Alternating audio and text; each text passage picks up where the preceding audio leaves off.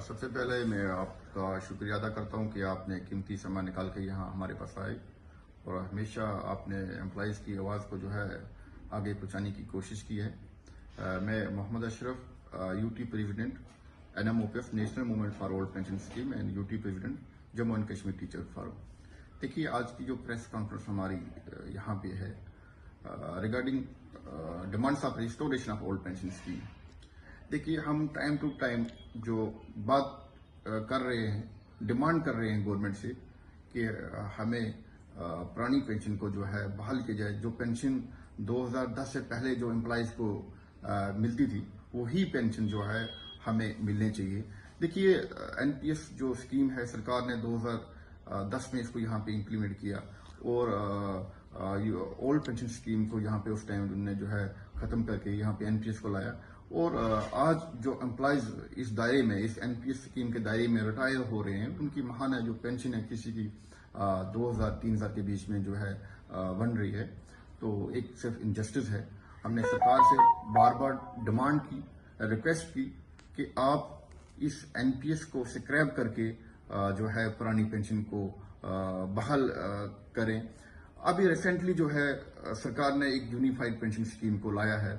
देखिए, अगर सेंटर में 2004 में NPS स्कीम को लाया गया और अब 2024 में जो है UPS को लाया, बट हम सरकार से ये डिमांड करते हैं कि अगर आपने UPS को लाया तो आप एक ऑप्शन जो है वो PS के रखिए।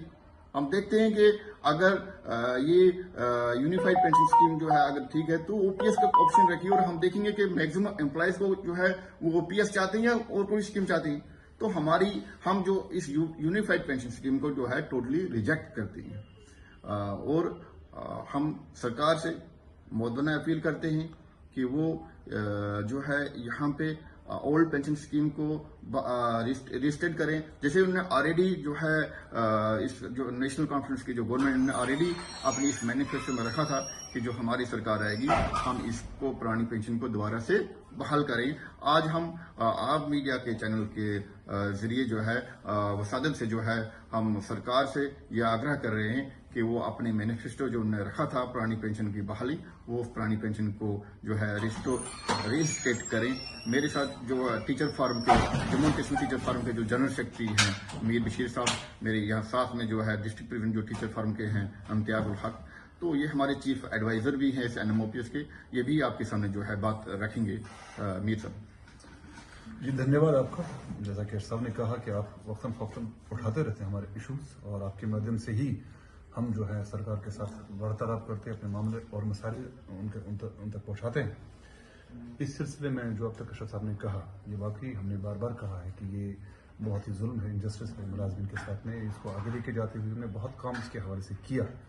मैं अपनी तंजीम की तरफ से जो हमारे NMOPS तंजीम है जिसके रियासी सदर हमारे अशरफ साहब हैं, उनकी तरफ से हमने बहुत ही अपनी तरफ से कोशिश में लगे हैं। मिनिस्टर साहब से जो हमारे जावेद साहब हैं, honourable minister for this rural development और कुछ और चार्जेस भी हैं, उनसे मिले। और एजुकेशन मिनिस्टर हमारी जो है मैडम सकीना इत्तू जी, उनसे भी मुलाकात की। और रिसेंटली आपने देखा होगा इनकी अध्यक्षता में हम जो नेशनल कॉन्फ्रेंस की टॉप लीडरशिप जिसमें हमारे कश्मीर से प्रोविंशियल प्रेसिडेंट है और जम्मू से प्रोविंशियल प्रेसिडेंट है और उनके जो अध्यक्ष है मेरे ख्याल से शायद जनरल सेक्रेटरी हैं, उनसे भी मिले और उनको जो है एक याद दहानी दी कि आपने जो अपने मैनिफेस्टो में एक रखा था हमारे लिए कि हम रिस्टोर करेंगे, इसके बारे में कमेटी भी बनाएंगे और आगे का लाएमल तय करेंगे।